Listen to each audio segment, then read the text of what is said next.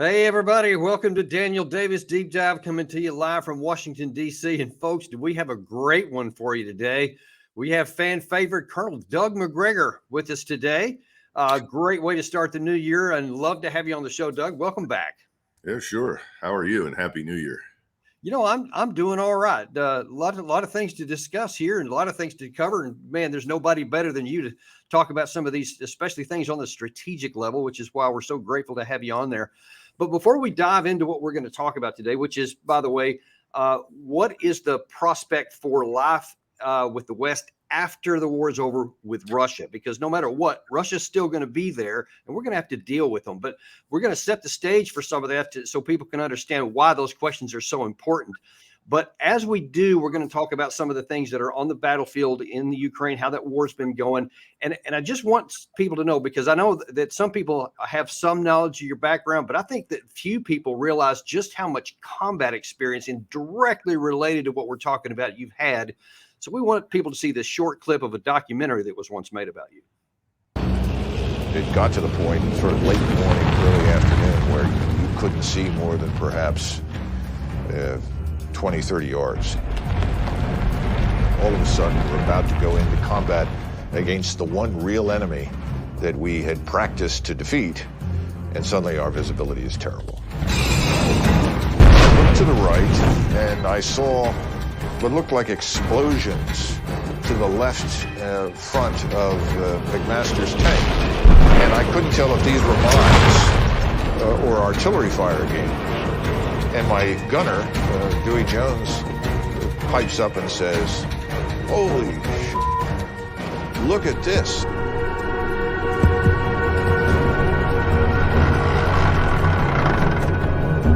And I dropped down inside. I looked through my commander's sight, and I said, "Oh yeah." I was finally impressed with the enemy. Here were, rows, literally 10, 15 tanks spread right across to the front, and you could see that these tank guns were moving. And I imagine, since these were manual T-72s, the poor Republican Guard was in there busily cranking to get the guns around towards us. Then all of a sudden, my tank went into a minefield. And this thing rocked the 70-ton tank. A fireball went over it, knocked me down to the turret floor. And fortunately, my driver was very tough-minded. "So what the hell was that?" And I said, "Don't worry about it, keep driving." As we were coming out of the minefield, we had a couple of tanks to our front. It was, "Sir, I got tanks to my front." And I'm looking at the damn tank that we're about to take under fire, and the gunner hesitated. "Sir, can I shoot? Can I fire?" I said, "For God's sake, shoot!" We swung to the next one and fired.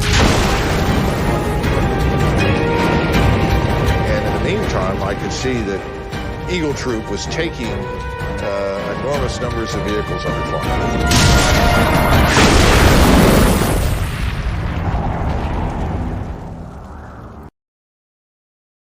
Now, folks, I can tell you, I was behind Doug when this was all going on there in real life. And as exciting as that was to watch, I can assure you it was nothing compared to what it was to be there. And he was depicted on there. You may think, okay, he was like basically the second in command, and certainly the on the ground commander of the whole squadron going into that combat. And you're like, that one tank wouldn't be the first one in there. But he was. You were, though. In fact, you were in front of the lead scouts of Eagle Troop there for one part of that battle. And I always wondered how you survived that. It must have been the hand of God on you. Well, I think I was younger and dumber then. In fact, if I go back and look at that, what was I, 25 or something? Good God, that seems so long ago now that it's hard to imagine. But that was a nice trip back in time to see what we went through. And I'm always humbled by the performance of the soldiers. I mean, they were spectacular. They knew what to do, and they did it with very little instruction. But they had good leadership. We were all out front. All the leaders were out front, and that's where you have to be. If you're not there, you're making a terrible mistake. Yeah, and it all goes back to all of the months and years in most cases of training we did before we ever got to that battle, and I think that's one of the biggest reasons for our success. And I think one of the biggest reasons for the lack of success, especially in the Ukrainian army, because they didn't have the benefit that we had of years of exceptional training and development of leaders at every level that before they got into the battle, which you talk about, of course, in one of your books, at length about how you build combat power. And it's just like they just almost have started from a chance or a position where they just almost can't have success against a very large army in the Russian side. I think that's a big part of it. Well, Americans have a sort of shake and bake mentality. In other words, if we sprinkle enough money and technology on a group of people, miraculously, they will all become effective and suddenly be a world-beating force. That's always nonsense. The human factor is still decisive. And I don't care what anybody says. I hear all the time about, well, this new technology will change everything. Well, every new piece of technology has an impact, and you have to adjust for it. You adjust in organization, leadership, tactics. But the people who do the best job of adjusting, and you know this from your experience, Dan, are soldiers. And if you want to find out what something new can do, you've got to put it in the hands of soldiers who are experienced and know what they're doing, and they'll find out for you just what needs to be done. We never do that. We have some general at a remote location pontificating based on his decades of peacetime service, how something should be done. And you've got all sorts of competent non-commissioned officers and soldiers who've seen some action and will look at you like, you're crazy. That's not going to work. You need to do X, Y, and Z. No one will listen to them. That's our big problem right now across the boards in the Navy, the Army, the Air Force, and the Marines. Man, I lived that in the mid 2000s in the future combat systems. I'll never forget that all of the combat experienced guys from Desert Storm and elsewhere were on the line, and at the NUG level where all this training and stuff was going on, and then at the general officer level, they were worried about making these videos, like CG videos, like movie scenes, and they would literally script out movies. This is the way we would like it to be. And all of us on the ground are saying, dude, that's not working. It doesn't work like that. And it's like, no, blah, blah, blah, not going to listen. And then they made more videos. And of course, Congress is just shoveling the cash into it based on the videos. Well, the problem on the Hill, of course, is that as long as they get to shovel the cash, they benefit from the cash shoveling. And so they're not terribly concerned what happens to it. Look what happened with the future combat system. What we spent at least $1 billion or more, and we got nothing for it. However, $20 billion. But if you go to the Hill, they'll say, "Oh yeah, no, that was a big success." Why? Well, we spent it, so the money went to our constituents. Who are your constituents and donors? Well, we know who they are. They're in the defense industries. And in addition to that, we made our biggest donors happy because we were sustaining the great instrument of American military power. You try to tell them, well, money in doesn't equal capability out. Nobody cares. And that's where we are now. And the Russians, as we've seen repeatedly, understand that. They've made adjustments. They've done what is necessary to be successful. And they haven't worried terribly about, well, what does this look like? And so a lot of people are confused because they see designated Third Guards Tank Army. Well, it's not a tank army. It's an honorary, title that is conferred on a particular unit. And what you have under that tank army is very different from what you would have seen decades ago. Well, that's a good thing. They're smart. They figured this out, and they figured out how to integrate and augment their capabilities with new technology very, very quickly. And, and I think, Doug, one of the differences between what Russia is now and where we are now is that I think at the beginning of this war, I think that there was lots of corruption and enduring problems within the Russian military that were covered over and were hidden. And they did a lot of this fiction, just like our guys did, but it was all exposed in the early phases, in maybe even the first year, when a lot of that dross was burned off.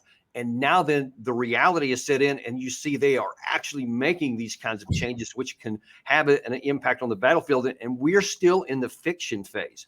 Now, that tails in directly with what we want to talk about today, because we haven't had that stuff all burned off yet, because all those leaders are still there. And let's just take a look at a couple of them here, because here's where we're going with this. we are going to have to deal with Russia after this is over. Everybody wants to just talk about in the West, Putin can't win. We're going to defeat him. Ukraine's going to win, all this stuff. But no one's saying what is going to be the end state. You talk about this all the time. What is your objective? Where's the end state that you seek here? We don't talk about that, but it's time we are now forced to talk about what is going to be the end state. Here is what some of our Western leaders were saying. Let's see. The first one is Ursula von der Leyen. I believe this was fairly early in the war, where she said, we are backing them all the way. You're sitting there with all the leaders. Can you tell me genuinely from the bottom of your heart that there is no fatigue amongst the West, that there's no concerns about this path that you're all embarked on? Absolutely. As long as it takes, we will support Ukraine, because Ukraine is not only fighting for itself, the integrity and sovereignty of the country, but it is fighting for all democracies. All democracies. Yeah. So we're, as long as it takes. A half a year later, after there had been some Ukrainian success in Kharkiv and Kherson provinces, NATO Secretary General Stoltenberg went on to re-emphasize that we are in this for the long haul. We cannot let Putin win. This would show authoritarian leaders around the world that they can achieve their goals by using military force. Now, you could say, okay, well, he was buoyed by some success, because they actually did have some tactical success there on the Ukraine side. So he wanted to do on that. But then from that moment, a full year later, after all of this, much hyped offensive, the summer offensive of the Ukraine absolutely ground to dust and didn't go anywhere at all, you had the leader of Germany, Scholz, still saying something like this. Changing borders by force should not be part of the reality of Europe anymore. And with the aggression against Ukraine, the Russian leader decided to change this agreement to fight against another country and just to try to get its territory to be Russian.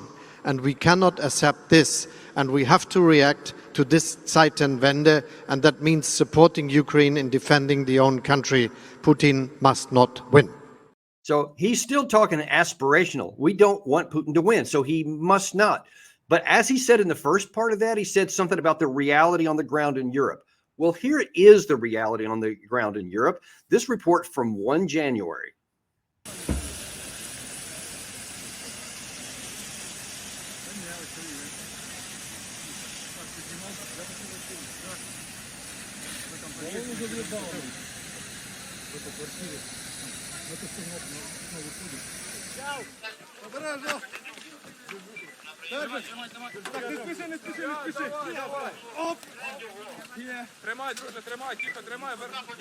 Сьогодні вночі знов по Києву завдан був удар комбінований шахедами, крилатими ракетами, гіперзвуковими ракетами «Кинжал». Ми знаходимося зараз в Солом'янському районі, де бачимо великий кратер. And on the point of reality and what this means going forward, all the stuff we've seen over the last 1 year of conflict where Ukraine didn't have success, even though we gave them everything in the world that we could have, that should have given them some chance, but didn't. Now then, with this new missile barrage that has gone on, CNN had a report yesterday that talked about what the prospect for the future looks like. Vladimir Putin said moments ago that Russia will increase its airstrikes on Ukraine in the coming days, weeks, and months. As we look at this, the airstrikes in Odessa, but we've seen them in Kyiv, in Kharkiv, all the way over here in Lviv, also in central Ukraine, in Zaporizhia, other regions. How long could Russia keep this up for, Cedric? I do think that we have underestimated the capacity of the Russians to withstand this. We have to look at, there's about an 800% increase in the trade in certain materials between China and Russia, and that material is predominantly war material that has been shipped into Russia from China and also North Korea. So the Russians can sustain this for some time. So now, Doug, what he said in that last part there, I think, is instructive about what we could hope for going forward. And what we're going to have to deal with is that we tried to strangle Russia from the beginning. We tried to say, from the outset that we're going to destroy their economy and make them collapse and all this. But now then Russia, after some trouble, I think, in the beginning, has shifted now to the east. And so there doesn't appear to be any prospect that they're going to collapse at all. In fact, they're gaining stronger economically. So our hope to strangle and defeat Russia appears to me to be a complete dead issue. And this, even hours before we came on here today, there were 4 waves of missile launches that it looks like that Russia's industrial capacity has indeed cranked up. And I doubt that we're going to see the end of this, because that was the biggest one of the war on January 1st. And the one this morning was bigger than that. So what does that tell you about the prospects of this war ending? And what about the United States? Where are we going to go with this? Well, that's a good set of questions. Let's see how we do. I want to make a few points right up front. I'm sure some of your viewers have seen this film called Untergang. It was called Downfall, with Bruno Ganz, who's unfortunately passed away, and he plays Adolf Hitler. And it shows you the last days in the bunker. And there's this marvelous scene just before Hitler walks into his apartment and shoots himself, where a couple of women standing in the hallway say, "But mein Führer, what about the inevitable victory?" This is what the Nazis kept talking about all through the war, the inevitable victory, the inevitable victory. And he sort of scoffs at them, walks to the door, goes inside and shoots himself. Well, I have a feeling that that pretty well sums up where the West stands at this point. We're in the bunker. Everything has failed. We have nowhere to go. Now, the second thing is, and this is something that was said to me 50 years ago by a veteran of the Eastern Front. He said, "You know, Doug, when you have no strategy, you end up in Stalingrad." Well, we've never had a strategy. No strategy at all. What we've been dealing with is emotion. Oh, Russians are bad. They must be punished. No one cared to look at the real issues at stake. No one read any of the Russian proposals. No one took the Russians seriously for 10, 15 years when they continuously pointed to the unacceptable nature of Ukraine as a platform for attack against Russia. They will not tolerate NATO on their borders. They made that very clear. We ignored all that. So there was no strategy. There was nobody that sat down and said, well, what do we want to do?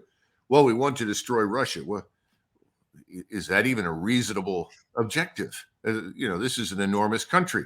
It has almost limitless natural resources. It has a huge population. Secondly, how do you isolate Russia?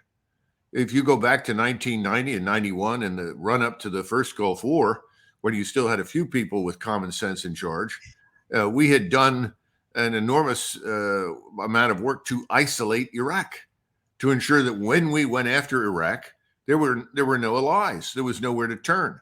That Iraq was essentially boxed in. That was an impossibility with Russia. It sits next to almost the largest economy in the world. And then beyond that, you have India, another more than 1 billion Indians who are willing to trade and work with Russia. And beyond that, there are many others. So the notion that you could isolate was ridiculous. So you can't isolate it. You can't destroy it unless you want to risk a nuclear holocaust. And I don't see any evidence that anybody wants to do that. So then what continues? So then what is the end state? And how do you propose to achieve it? Well, the end state was, well, we win and Russia loses and Russia is weakened and can never attack anybody again. Well, good luck with that. Just based on the first 2 observations, that's an impossibility. There was never a strategy. Yeah. And you heard the statement, well, we probably underestimated the Russians, from this man on CNN. I mean, all of his stuff has been awful. All of these people in the mainstream have been dead wrong about everything. They never studied the enemy. They never studied who they were fighting and why. Not that I don't like to use the word enemy, because I've never seen any evidence that Russia was an enemy of the United States. I think we've done a brilliant job of transforming them into be an enemy for decades. But the point is, they didn't study it. They didn't understand what they were dealing with. And they always forgot the salient point. How do you defeat a major power on the doorstep of the major power? I mean, we're 6,000, 7,000 miles away. And we plan to wage war. Oh, well, we'll use our allies. Well, our allies are spineless vassals of the greater American empire. They have almost no capacity to contribute. They're worn out, and they were worn out and exhausted in the space of a year. They no longer have much to send. So the whole idea was, there was never a strategy. It was a wish list, born in someone's brain, if you want to call it that, in Washington, that bore no resemblance to reality. And everyone emoted. Oh, we've got to win. We've got to win. Okay. But it's never going to happen. Let me give you a perfect example of that. As a matter of fact, we just happen to have this queued up here. This is what Lindsey Graham had said earlier in the prospect, or earlier in the war, as why we had to win and what was at stake here. I think this is a little bit of nonsense, as you might come to the conclusion of, but this is what is passing for intelligence in Washington, and people are listening to this. Play that clip, Gary. To the American people, we are right to help the Ukrainian people in their quest for their freedom. If Ukraine falls to Putin, it will set in motion dire consequences for us as a nation. China will get the signal that they can take Taiwan. The Iranians will believe that we have no will to stop their nuclear ambitions. The converse is true. If the Chinese see the world rally around Ukraine and the rule of law being applied to Putin's war crimes, maybe they won't go into Taiwan. Oh, yeah, I'm sure that if China sees the rule of law, they'll certainly be back down immediately.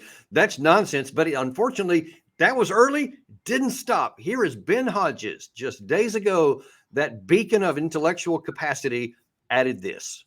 They have proven the concept that Crimea, the most important piece of terrain that Russia occupies inside Ukraine, can be made untenable for Russian forces if Ukraine has the weapons with the range and precision like Storm Shadow, which is why it's just maddening to me. And I cannot understand why my country and Germany both continue to withhold providing ATACMS or the German Taurus, for example, that would allow Ukraine to go after Russian bases inside occupied Ukraine. Is he right, Doug? Would a few more Storm Shadows or ATACMS have tilted the war, and that's the only thing that's kept Ukraine from winning? I kind of like his jumpsuit. Did you think that was a nice touch? As though he just arrived from the gym in time to give this entire extraordinarily interesting interview. Look, we're back to what we were talking about before. Well, add this new technology, add this new thing to the arsenal. It'll be a game changer. That's nonsense. We all know that's nonsense. No one technology is going to change anything. Secondly, this is another manifestation of something else.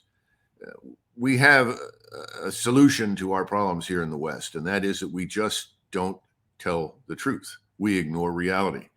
We in the West, particularly the English-speaking countries, but the West in general, is on the verge of bankruptcy. Our financial system is in serious trouble. We have printed ourselves into oblivion. No one will admit that publicly. But all you have to do is go dig deep and find everyone from Nassim Taleb to Alastair MacLeod to James Ricards to any number of competent people who have been watching this, and they'll tell you we are within sight of Armageddon financially. So whatever these people say, whatever they promise is an impossibility because financial Armageddon is coming. Even now, people will admit, yeah, I guess we're going to go into a recession. We're going to go into a very deep recession. It could look like a depression. Those things are real. Our industrial base is weak. We have no surge capacity. We cannot rapidly turn out missiles, equipment, and artillery. The Ukrainians are in such poor shape right now. We know about the dragging pregnant women and 75-year-old men into uniform and 14 and 12-year-old boys. We know all about that. But right now, they sit in these defensive positions until they're overwhelmed, and they can't move. Because if they stick their heads out of these entrenched positions, a drone overhead spots them, drops something on them. Artillery is 24 hours a day, 7 days a week on call. Yeah. They can't match any of it. The only thing they can do is die in place. And I'm sure you remember when we were in the service, people would look at something, and soldiers are never stupid. We give them I wouldn't, but we were sometimes ordered to defend something.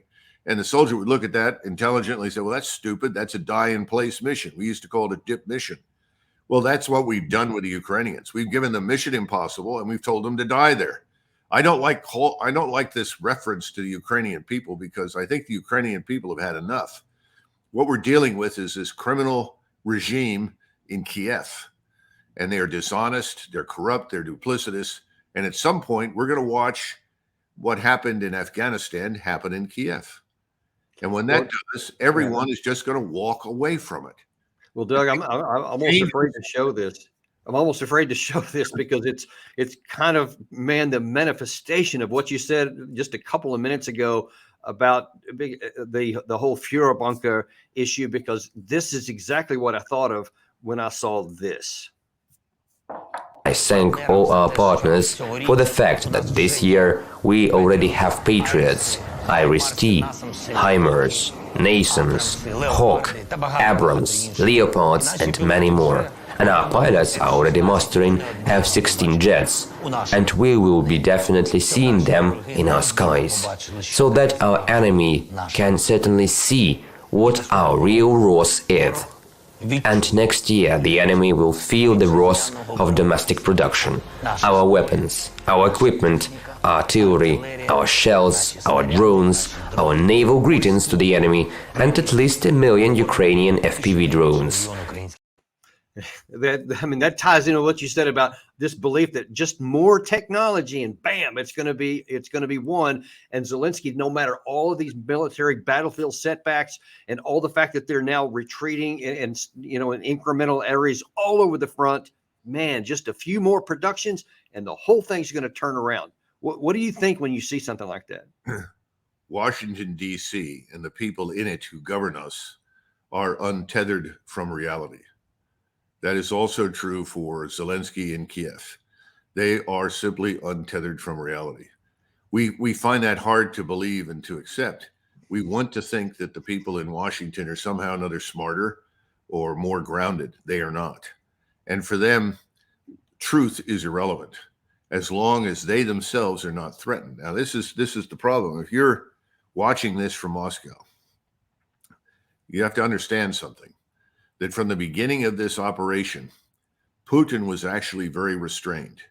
You'll recall that as soon as it looked like there might be a breakthrough in talks at the end of March, beginning of April last year, or excuse me, I guess I should say 2022 now, he had an immediate ceasefire and told everything to stay in place. He actually withdrew some forces further north into Belarus.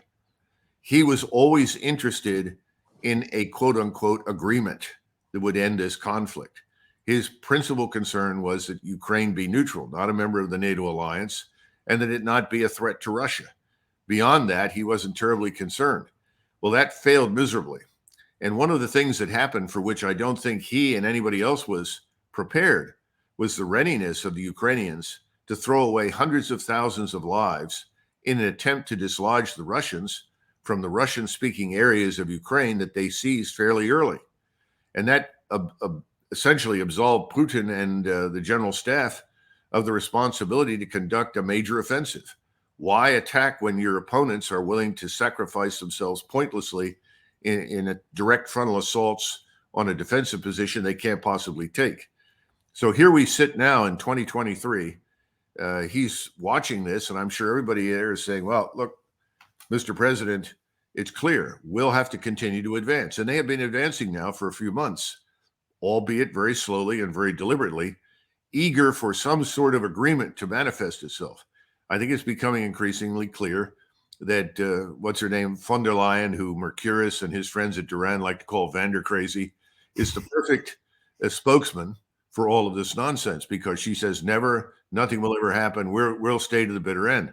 And that simply tells them we have no choice. We're going to have to advance to the river, and we are probably going to have to advance across the river. And we may come down from Belarus at the same time and simply go into Kiev. And there isn't much to defend the place. There isn't much left of the Ukrainian armed forces. Right. And now that they're mobilizing, allegedly 500,000, I was pointing out that the entire United States Army is a lot less than 500,000 people. And you're basically saying we're going to mobilize an army of privates, 500,000 privates, which, I mean, it's the worst of all the things that they've already had, because they burned away all the ones that were competent early on, the ones that were enthusiastic and actually joined and signed up. And I just can't imagine the concept and the mentality that would make anyone think that could actually make a difference, because all it's going to do is get hundreds of thousands, probably more, pointlessly killed. And that's just anguishing for me to imagine. Well, I encounter lots of people who come up to me and say, well, CNN, NBC, CNBC, Fox News, whatever, all these various organizations, shows, they say this, and you're saying the opposite.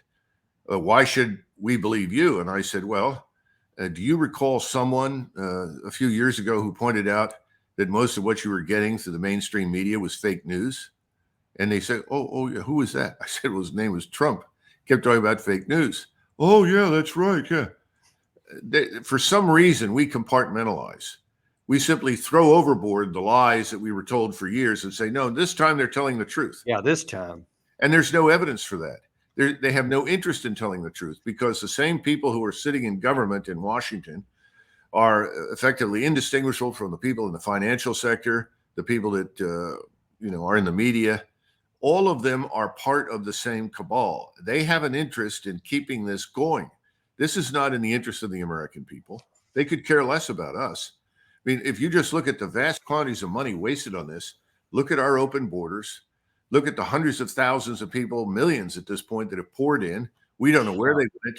We don't know what we're going to do with them. I think we're going to have to remove them, because we're not going to be able to afford them and feed them and clothe them and house them, because that's where we're headed. We know we're on the verge of this bankruptcy. All of this is going to come together in what I fear will be a perfect storm that could really rock this nation to its very foundations. But in the meantime, everybody says, the hell with it, party, more money. I mean, you saw this meeting out in Simi Valley at the Reagan Library.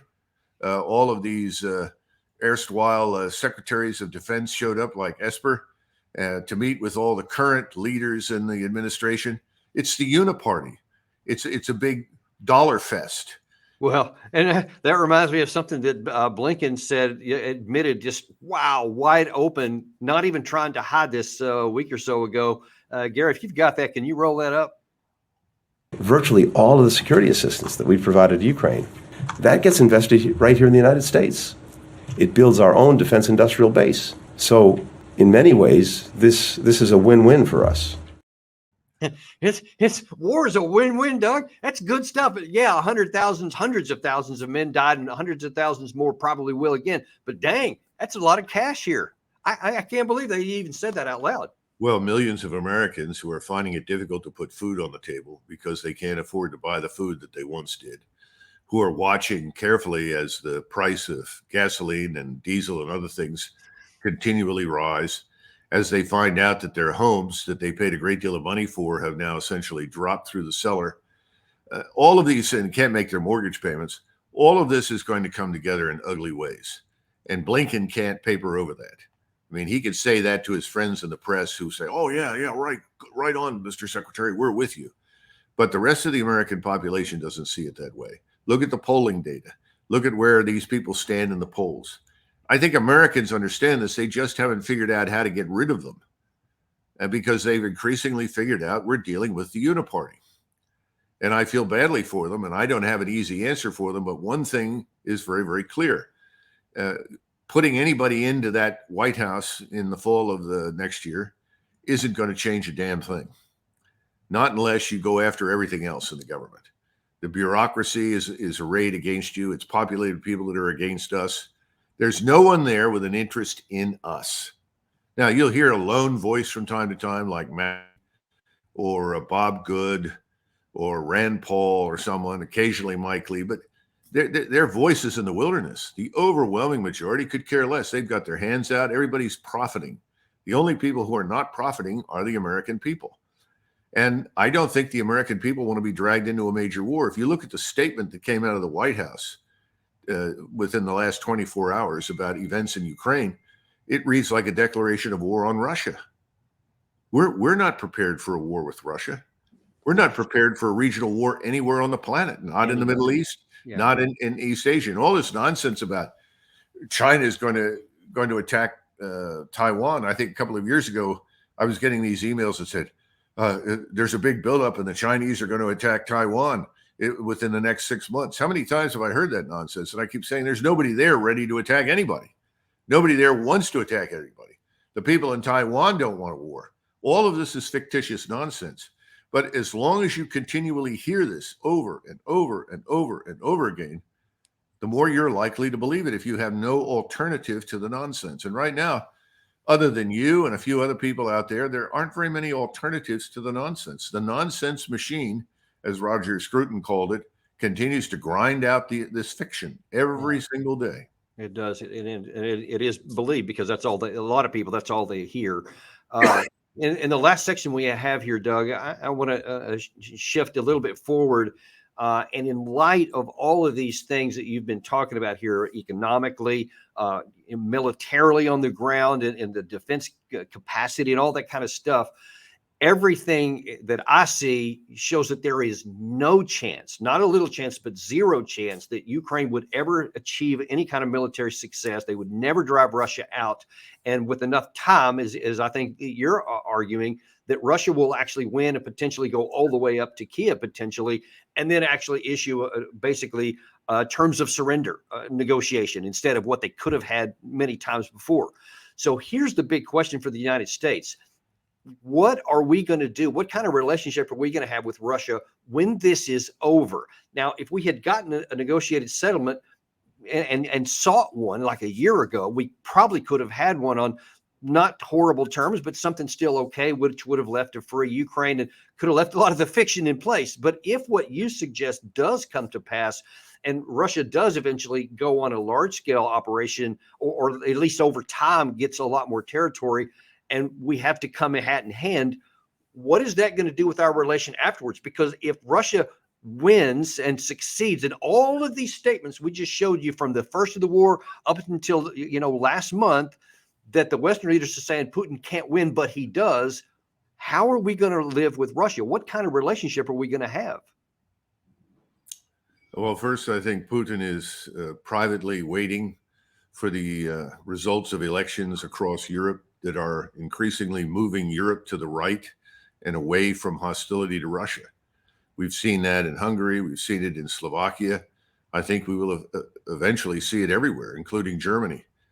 And I think his assumption is that the Europeans will ultimately figure this out and move away from it. If you just look at what they're paying in Germany now for natural gas, liquefied natural gas, and oil, and you look at what they paid previously, they're now undergoing deindustrialization. The numbers of workers that skilled workers, excellent workers that were in all of these industries are now on the street with no employment. None of this is sustainable. So Scholz is just going to be a distant voice in the past, and he's going to be overtaken by events. Now, as far as Russia is concerned, we have a lot of weaknesses right now. We talked earlier about the border. We have no idea who's in this country. Every day I receive emails and text messages from people all over the place telling me, well, today I saw X number of young Chinese men, thousands of them march into the United States, and they're handed, I guess, a gift card for $5,000, plane tickets, and they're off to the races. It's bizarre, but that's what's going on. We're subsidizing the fragmentation and destruction of our society. We have no social cohesion. Putin is not stupid. He knows that. So I'm sure he's going to reinforce that in any way he can at this stage, because in Russia, the social cohesion now is extraordinarily strong. I mean, Russian nationalism is stronger than I think it's been in 50 years. People really believe in their country, and they believe in the government, and they trust it. Now, are there exceptions? Of course. Yeah. But the notion that he's going to be removed from power is pure fantasy. On the other hand, if you look at us, as I say, I think Americans are becoming increasingly skeptical. Some are outright suspicious. I see that as getting worse and worse as the economy worsens, as the financial system begins to erode and eventually collapse. And of course, everyone will say, oh, well, that's not true. You said that a couple of years ago. Well, that's true. I did. I didn't tell you when it was going to happen, but I said it was going to happen. A lot of us have. I think we're getting closer now than we've ever been in our history. And I don't see any easy way out of it. So I think Moscow and to some extent Beijing are both viewing us as something that is on its way down, that it's spent itself into oblivion. Its forces are in ruins. I mean, just look at what we've done to the armed forces. I read a point the other day about the Navy surface fleet. They're so proud that we're the most diverse portion of the armed forces. Well, that's fine. Are you the most competent? Are you effective? Can you do your job? Can you accomplish the mission? None of those things came up. We're trying to create kind of a Brady Bunch version of America, in which case, 50+% are certainly people that look different from you and me. Well, that's nice. How does that help us? Does that improve us? Does that make us stronger? No, it absolutely doesn't. Homogeneity is critical. And if you can't create it racially, you have to have it culturally and linguistically. And we are ignoring all of those things in favor of fantasy world. Yeah. Speaking of fantasy world, I mean, man. Okay, sure. Go ahead. One last thing. Putin and Xi both have strategic patience. Look at how Putin has handled things in Ukraine. He doesn't want a war with the West, never has. So he's moved very deliberately and very slowly because he's not interested in suddenly giving his opponents in the West evidence for their accusations that he is some sort of belligerent, offensively minded maniac. Far from it. And Xi is the same way. He came to San Francisco. He was very straightforward. He outlined what are the so-called red lines for us, and then he went home. And then our friend Biden stands up and says, well, he's an evil dictator, which is just absurd nonsense. China is not satanic. China is not evil. China is not murdering millions of people. It's all bull. It's China, and China is different from us. And this also reminds me of something else. It reminds me of this insane man named Woodrow Wilson, who couldn't even find legitimate grounds that he could present to the American people to declare war on Germany. And so he said, we're going to make the world safe for democracy. Well, he did the opposite, destroyed Europe and brought Bolshevism, National Socialism to power. The world was engulfed in war, largely because of his menacing influence. So we're dealing with contemporary versions of Wilsonian madness, and that's being fed to the American people. The American people need to wake up and understand how people govern themselves beyond our borders is not our affair. Well, and unfortunately, I got another clip, one more clip here that just underscores what you exactly just said, because it's all this picture you painted of what, China's doing in their part of the world and how they're growing and getting stronger, and what Putin's doing over here and how they're growing and getting stronger, and how we're living in la la land. Here's what the president of the United States said on December 31st. Well, my hope is that everybody has a healthy, happy, and safe New Year.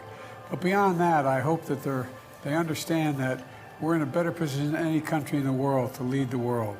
And we're coming back, and it's about time.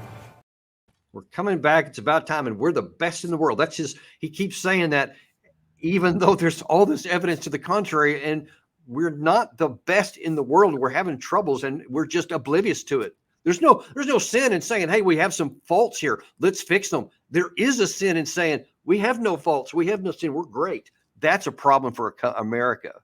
Yeah, the shining city on the hill is overrun with criminality, illegal migrants, as they call them, and governed by people who are ignoring the trash in the streets, the suffering of the American people. In other words, the shining city on the hill isn't shining anymore.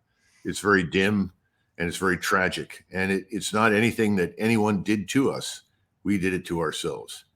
And this business of we always have to be the first in and we always have to lead everything, this started with Madeleine Albright, as you know, who was sort of Wilson reborn. And I think most people now know that that's not an answer, but they haven't been given a real alternative. That's the real problem. I don't see any alternative right now to the Democrat, Republican, paradigm, which is corrupt and it's ineffective, and it's the uniparty. Americans will have to deal with this, but they're not going to act, I'm afraid, Dan, until things get worse. And I don't know how much worse it can get, but historically, it always gets worse before it gets better.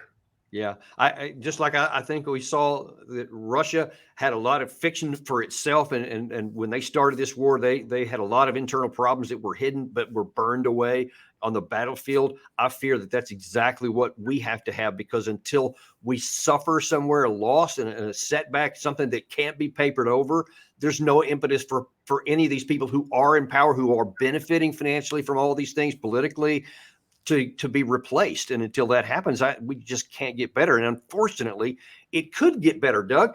A lot of the things you've said, and a lot of things you said in your organization there, which we admire, Our Country, Our Choice, you lay the foundation for a lot of this stuff, that what we could do right now without having to suffer loss. But unfortunately, I don't think that the governing powers that be, so to speak, are going to be able to be overcome until we get burned. Yes, and we have to understand that our problems are here at home. They're not overseas. They're not in eastern Ukraine. They're not in the Middle East. Our problems are here. They're self-inflicted. And Americans need to understand the people that have done this to them are not in Beijing or Moscow or anywhere else. They're in Washington, D.C. So on that happy note, I wish everybody a happy new year and hang in there. It's not over. And I have great confidence in this nation. I think ultimately the right people in our country will prevail.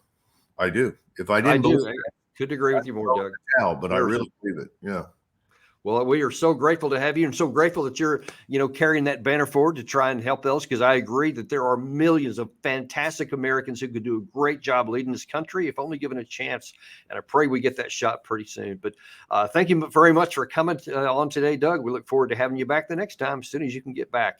And for the meantime, we are going to remain unintimidated and uncompromised to bring you this kind of analysis, stuff that holds America's leaders, their feet to the fire, that shows them that people are watching, we are paying attention, and we are going to move forward in this one way or the other. And we're glad you're here with us. Like and subscribe this, and please share this with your friends so that they can get the same kind of great info that you do. And we will see you next time on Daniel Davis Deep Dive.